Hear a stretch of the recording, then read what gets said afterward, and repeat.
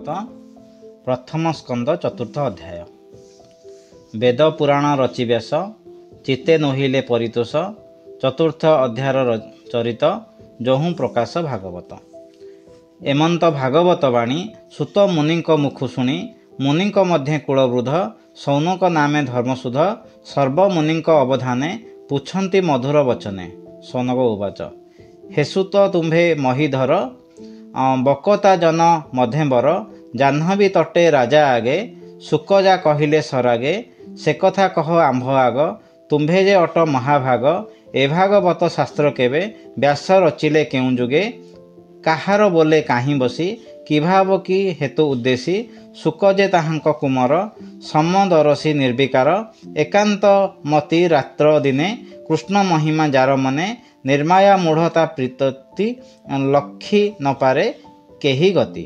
jar आगमन काले देव कन्याए थिले जले स्वभावे नग्न तांकु देखी धाइले लज्जा को उपेक्षी देखिबा अर्थे जल तटे मिलिले सुकंक निकटे व्यासंकु तांक पछे चाही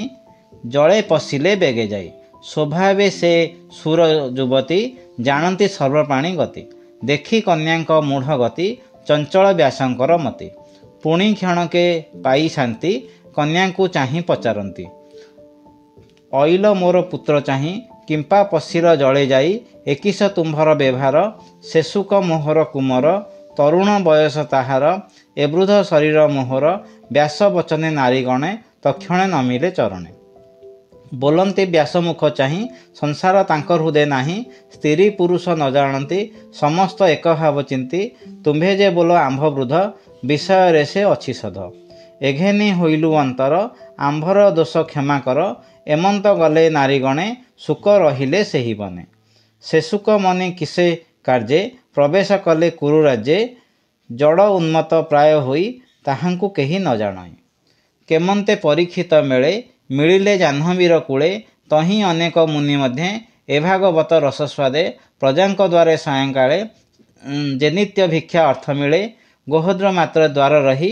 गृहिंकी तीर्थफल देई से मुनि परीक्षित मेले मिलिले पूर्वपण्य फले से पुणी भागवत शास्त्र कहिले एत आचंबित से भागवत परीक्षित स्वभावे अभिमन्यु सुत ताहांक जन्म कर्म जेते कहिबा आंभर अग्रते अति अद्भुत अछु जानी एबे तरिबु ताहा शुणी से सर्व राजांकर सार पांडव वंशी कीर्तिधर राजसंपद करी दूर किंपा रहिले गंगा तीर शत्रु राजाए जारपाद नमंती देईन संपद जुबा बयसे नरपति तेजिण अचल विभूति जेहु शरीर ए संसारे बहई पर उपकारे हरिचरण चिंती चिते जे राजा वर्ते जनहिते से किंपा छाड़िले जीवन उपेक्षी गृह धनजन कह कारण किबा अर्थे संशय छाड़िब जेमंते तुम्भे सकल विद्या पर कह संशय जाऊ दूर एमंत सौनुक वचने सकल प्रश्न अनुमाने कहन्ति सुतमुन ऋषि मुनिक प्रश्न पर संसी शुणी सकल मुनि जन श्रीकृष्ण चरित विधान त्रेतया जुग भोग अन्ते द्वापर जुग उपगते पराशरंक बीर्यजुते योजना गंधागर्भ गते विष्णुर अंशे व्यास मुनि जन्मिले नरदेह घेनी से एक दिने प्रातः काले स्नाहान सारी गंगा जले एकांते बदरिकाश्रमे बसीण निःशुल्क आसने पर वर ज्ञान जाने सकल शास्त्र परिमाणे जे काल पुरुषर बले जुगे उड़ती अंतराले ताहाकु न देखन्ति केही ब्रह्मांडे मध्य देह बही प्राणीक बल नित्य हरे जुग स्वभाव अनुसारे कलिया गमे प्राणीकर जेमंत होइब व्यवहार श्रद्धा छाड़िबे अति दूरे निसत्त होइबे शरीरे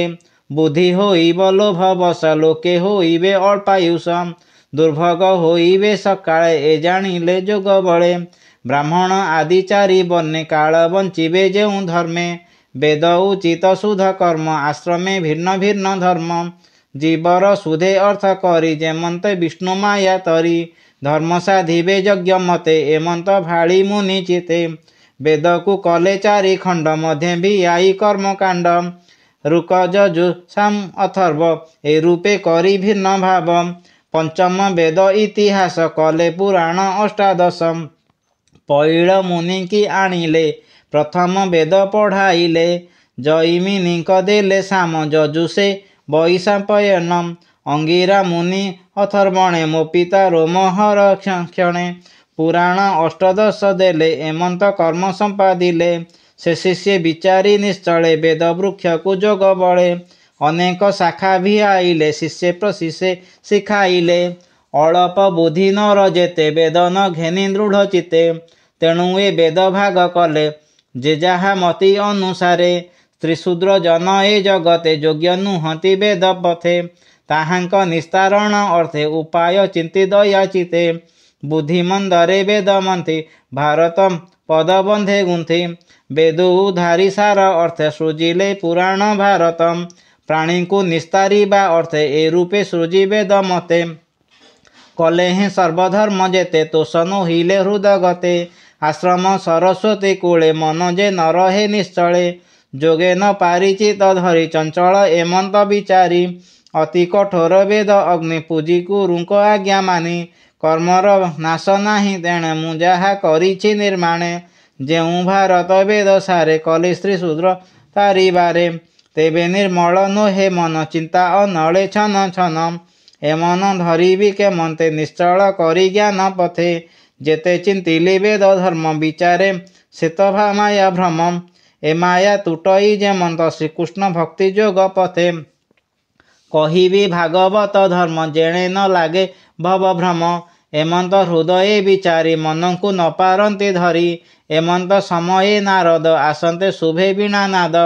तक्षणे सरस्वती तटे मिलिले व्यासंक निकटे